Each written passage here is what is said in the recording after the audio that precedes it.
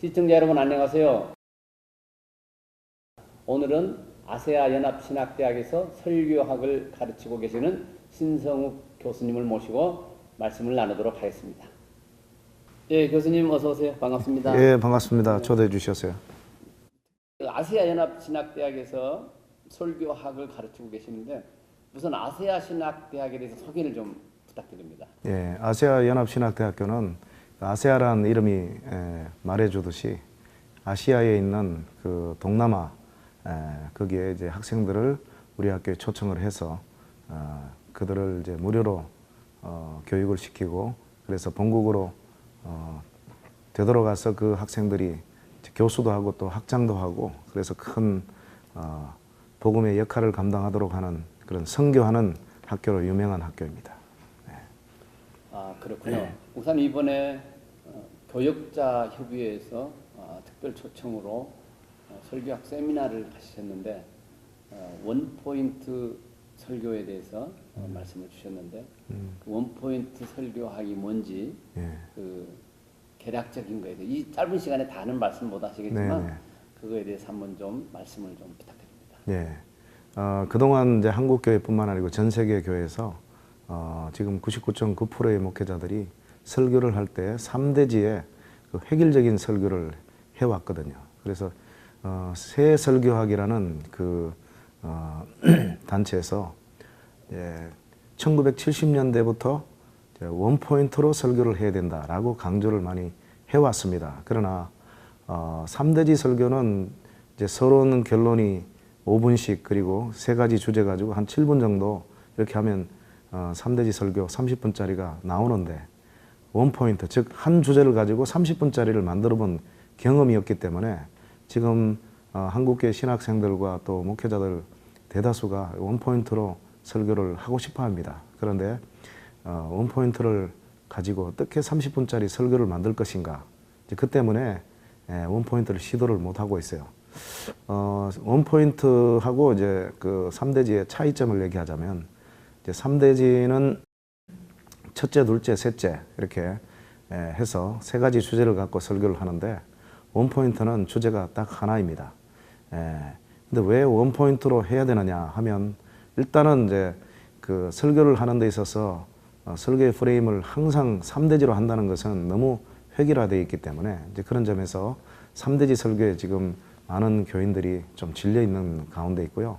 또 3대지를 해야 되는 필수적인 이유가 두 가지가 있는데 첫째는 성경적인 설교를 하기 위해서입니다.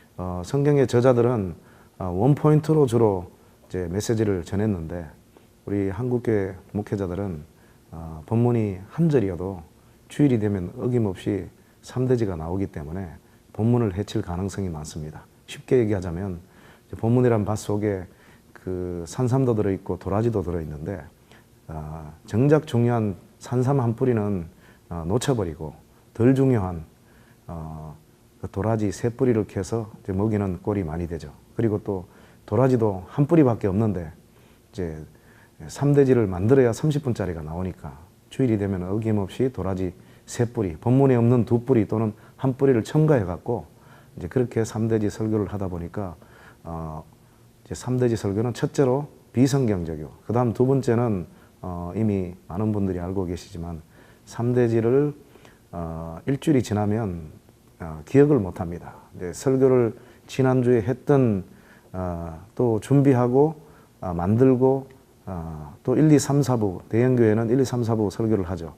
이제 설교를 4번이나 했던 사람도 지난주 설교를 기억을 못합니다. 그런데 성도들이 딱 한 번 듣고 어떻게 이 세 가지 주제를 기억하겠느냐 이런 점에서 효과적이지도 못하다는 거죠. 그래서 원포인트 딱 하나를 심어줘야 된다는 거죠.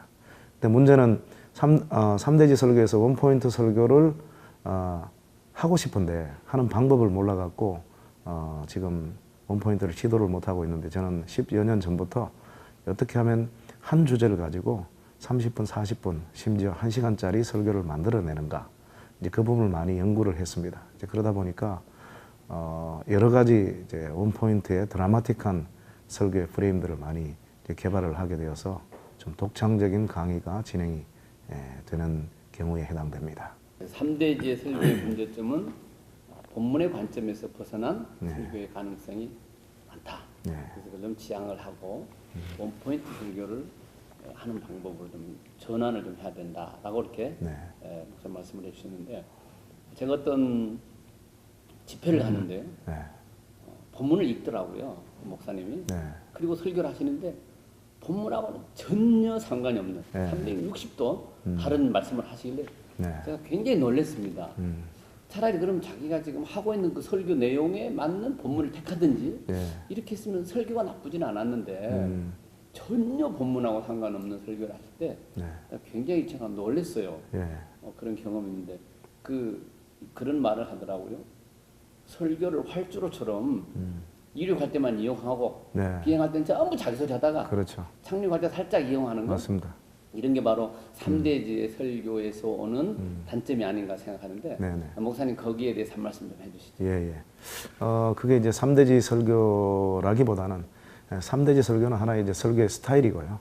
설교의 내용면에서 보면 네 가지 종류로 이제 구분을 할 수 있는데 이제 제목 설교, 다른 말로는 주제 설교라고 합니다. 그 다음에 주해 설교가 있고요.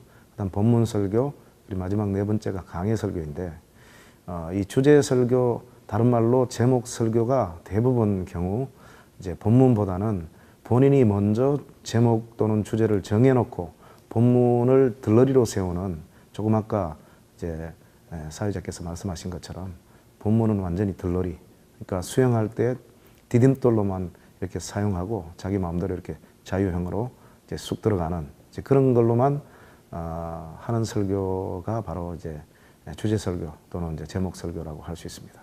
그리고 이제 주해 설교는 이제 한 절 한 절, 한 단어 한 단어 빠뜨리지 않고 이제 설교를 하는데 그래서 어떻게 보면 설교하기가 가장 좋습니다. 원고가 필요 없고 성경 한 구절을 읽어놓고 설명하고 적용하고 또 그 다음 구절을 읽고 설명하고 이런 식으로 하기 때문에 설교자들이 설교 원고를 준비할 필요가 거의 없는 아주 쉬운 설교입니다. 이제 그리고 어떻게 보면 한 구절도 빠짐없이 설교를 하기 때문에 가장 성경적인 설교로 그렇게 오해할 수 있는데 본문의 주된 핵심을 다 놓쳐버립니다. 그래서 한 절 한 절 설교를 이제 한 절 한 절 해석을 하지만 예를 들어서 1절에서 8절까지 또는 1절에서 50절까지의 내용이 한마디로 뭐냐 그걸 얘기해 주지 못하는 것이 바로 이 주의 설교의 약점입니다. 본문 설교하고 그 다음에 강해 설교의 공통점은 뭐냐면 본문에서 정해놓은 본문에서 설교의 내용이 나온다는 점에서 이 두 가지는 장점이 있습니다. 그런데 이 본문 설교는 강해 설교와 차이점이 길어봤자 한 절 또는 두 절, 아무리 길어도 석 절 이상 본문이 길지 않습니다. 그러다 보니까 정말 중요한 것이 8절에 있거나 51절에 있는데 1, 2, 3절 또는 1절, 2절만 가지고 이제 끊어서 설교를 해버리기 때문에 정말 중요한 핵심을 놓쳐버리거든요.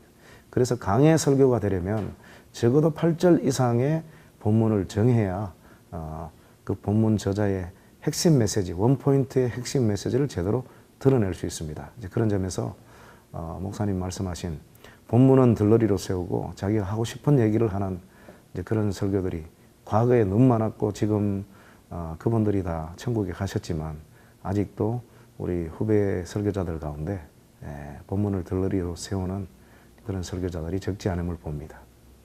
네, 아주 좋은 말씀을 해주셨는데 제가 성경을 보면 예수님께서 말씀하실 때 모세의 글과 시편이 나에 대해서 얘기한 거다.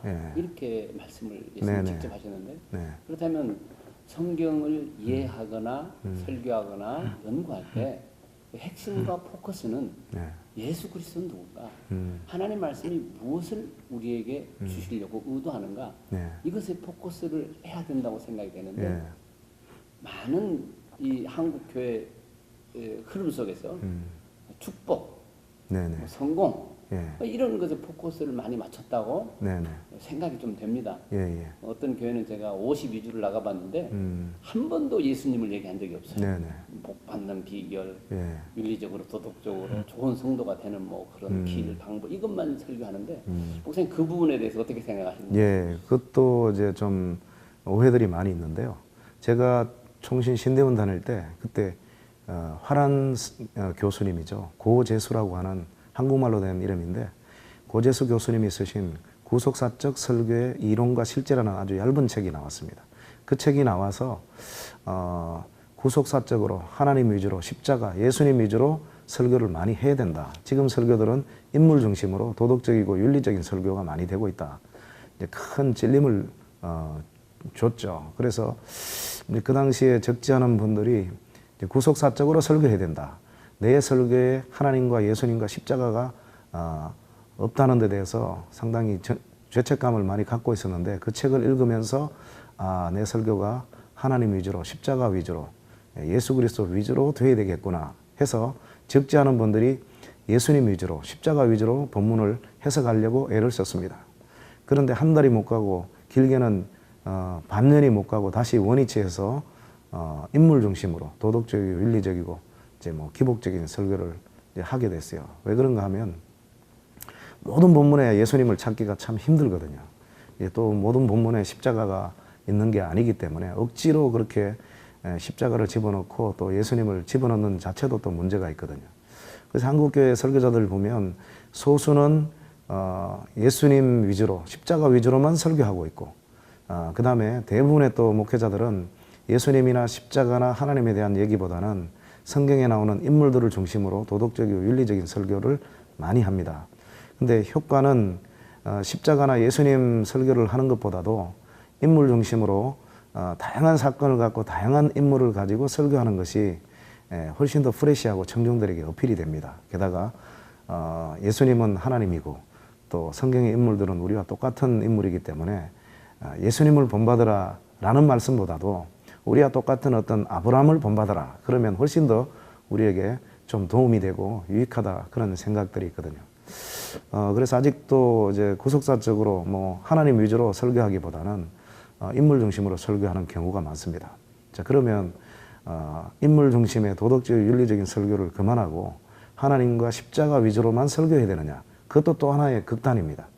그래서 성경은 대부분 보면 이제 하나님 중심과 인물 중심이 복합적으로 섞여서 나옵니다. 근데 소수의 본문들만이 하나님 또는 예수님 아니면 인물 중심으로만 되어 있는 본문들이 있습니다.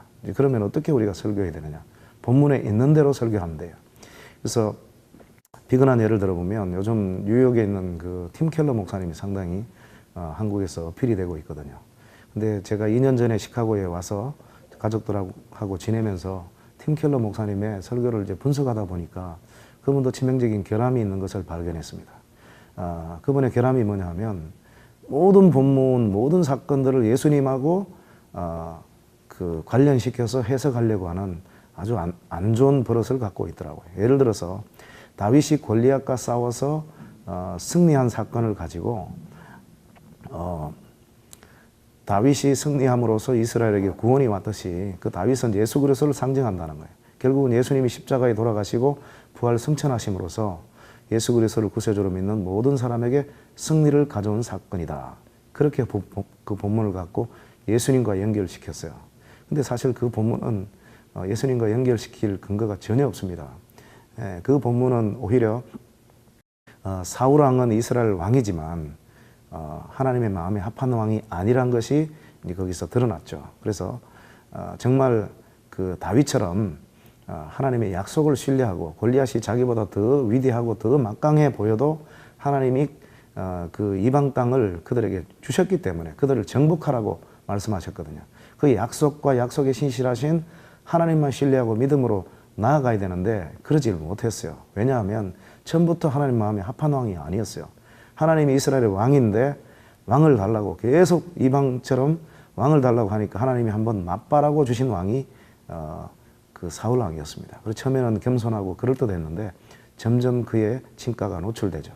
그럴 즈음에 하나님께서 하나님 마음에 합한 왕, 왕중왕 예수 그리스도의 그림자인 다윗, 소년 다윗을 준비하셨죠. 그래서 소년 다윗과 또 하나님의 마음에 합하지 않은 왕의 차이점이 뭔지를 드러내기 위해서 하나님께서 등장시킨 들러리가 바로 이 골리앗이라고 하는 장수입니다.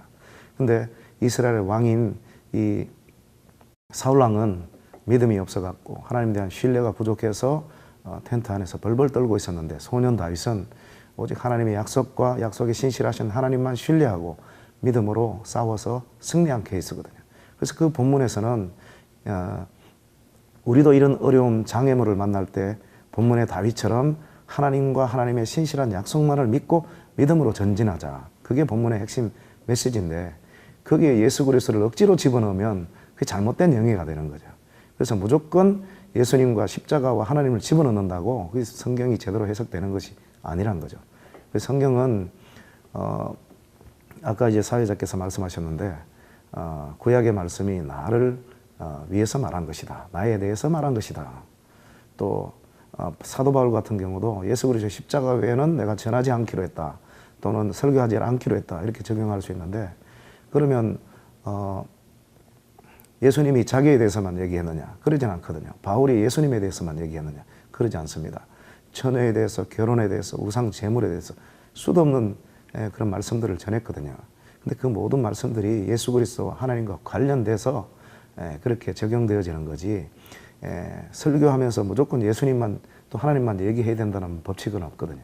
그래서 선진들의 모범을 우리도 배우라 이런 얘기들이 많거든요. 그래서 성경에 나오는 믿음의 선진들의 잘못된 점들을 보면서 우리가 경계를 삼고 또 좋았던 점들을 보면서 우리의 모범으로 삼는 이런 것도 필요하죠. 그래서 영어로 말하면 이제 하나님 중심의 설교를 theocentric preaching이라고 합니다. 그런가 하면 인물 중심의 설교를 anthropocentric preaching이라고 그러거든요. 그래서 대부분의 본문들은 이 두 가지가 다 복합적으로 나오고 소수의 본문들은 눈 닫고 찾아봐도 하나님에 대한 얘기는 없는 그런 본문이 있는가 하면 인물에 대해서는 전혀 얘기하지 않는 그런 본문도 있습니다.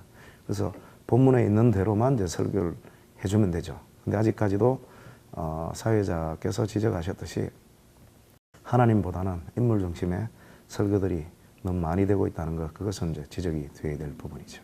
예. 네, 우리가 설교를 지금 우리 교수님께서 말씀하신 대로 그 단어를 직접적으로 언급되지 않지만 그 성경 전체가 지향하고 있는 정신 세계, 예. 그 관점은 하나님의 뜻과 구속사와 복음적인 게 아니겠는가 이런 네네. 점에서 본다면 어떤 인물일지라도 역사적인 사건일지라도 그것이 네. 어떻게 하나님의 섭리 속에 있는가 이런 것들 네네. 잘 찾아서 예. 이렇게 가르쳐 준다면 그게 원포인트 설교하고 가까워지지 않을까요? 예. 그렇죠. 설교의 결론은 결국은 이제 하나님과 예수 그리스도가 되어야 되죠. 그래서 아무리 인물 중심으로만 되어 있는 본문이라 할지라도 그 인물들이 다 하나님과 관련된 분들이기 때문에 예수님이나 하나님에 대한 얘기로 매듭짓는 것이 좋습니다. 그런데 제가 이제 지적하고 싶은 것은 하나님과 예수님을 얘기하면서 본문을 근거로 해갖고 얘기를 한다는 거예요.